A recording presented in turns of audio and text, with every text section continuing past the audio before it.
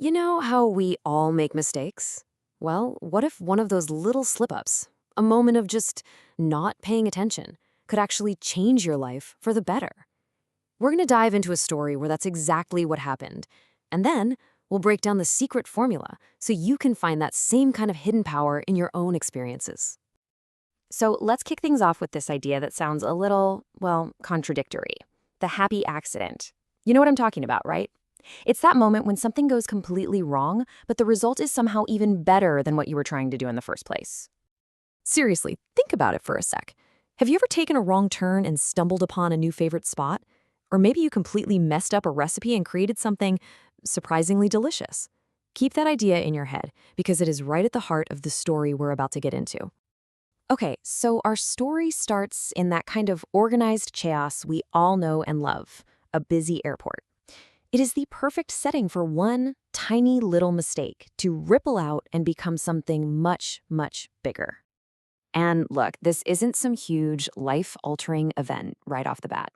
It's a common travel mishap, the kind of thing that could literally happen to any of us. Grabbing the wrong suitcase, going to the wrong gate, or in this case, picking up the wrong coat. Yeah, you see it right there. Two different people, two coats that look almost identical. It's just one small, totally understandable mix-up that kicks off this entire chain of events. And here's the first clue. It's not something he sees, it's something he feels. He picks up the coat and the weight is all wrong. It's such a subtle detail, but this is the exact moment he realizes, wait a minute, something's off here. And there it is, the confirmation. He feels the weight. And then he sees the label, a brand he's never ever seen before. You can just feel that jolt of confusion in his words, right? The mystery has officially begun. So, what's the next move? Well, he's a seasoned traveler. He doesn't panic. He just does the logical thing and heads to the information desk to arrange a swap. A simple fix for a simple problem, right? Well, this is where the story takes a fascinating turn. See, this isn't just a story about getting a coat back. This simple exchange at an airport information desk is about to become a truly once-in-a-lifetime encounter. So, the other traveler arrives to claim his coat, and as he approaches, our narrator gets that strange sense of déjà vu, a flicker of recognition that he just can't quite place. The suspense is definitely building. And this is where the puzzle pieces start snapping together. It's not just one thing. First, you've got that vague familiarity, the feeling that he should know this person. And then the bombshell. They have the exact same family name. And there it is, the unbelievable reveal. The familiarity, the shared name, none of it was a coincidence. The stranger from the airport, the owner of the other coat, was actually his long-lost relative. I mean, think about that outcome. He didn't just get his coat back. That one simple mistake led him to something priceless, a new friend and a connection to a part of his family he never even knew existed. What a great story, right? But what is it that makes it so powerful? Let's pull back the curtain for a second and look at the actual anatomy of this narrative so you can see exactly how it works its magic.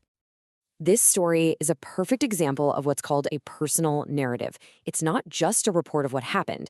The real power comes from blending the facts with the narrator's inner world, what they were thinking, how they were feeling, and what it all meant to them. Let's just map this out real quick. It all starts with a hook, the mystery of the wrong coat. Then, the intrigue builds with that second clue, the familiar face and the shared name. The factual outcome gives us the logical answer, they're related. But notice how the story doesn't stop there. That final step, the personal reflection, that's the emotional heart of it all. That's what sticks with you. So, why does breaking all this down even matter? Because this structure isn't just for this one story. It's a blueprint that you can use to make your own experiences just as powerful. Think about it. An email to your team, a presentation for a project, even just telling a friend about your weekend. Using this narrative structure can make any communication way more engaging. The raw material for these stories is already there, in your life. So here are the key takeaways. Talk directly to your audience, just like we did with that question at the beginning.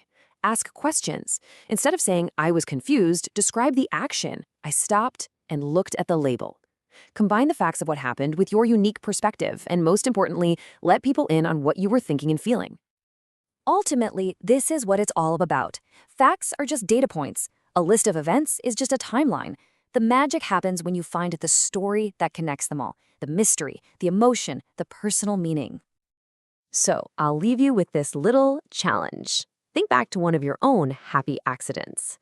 What are the facts, the clues, the feelings? Go find the surprising story that's just waiting to be told, hiding inside your own simple mistake.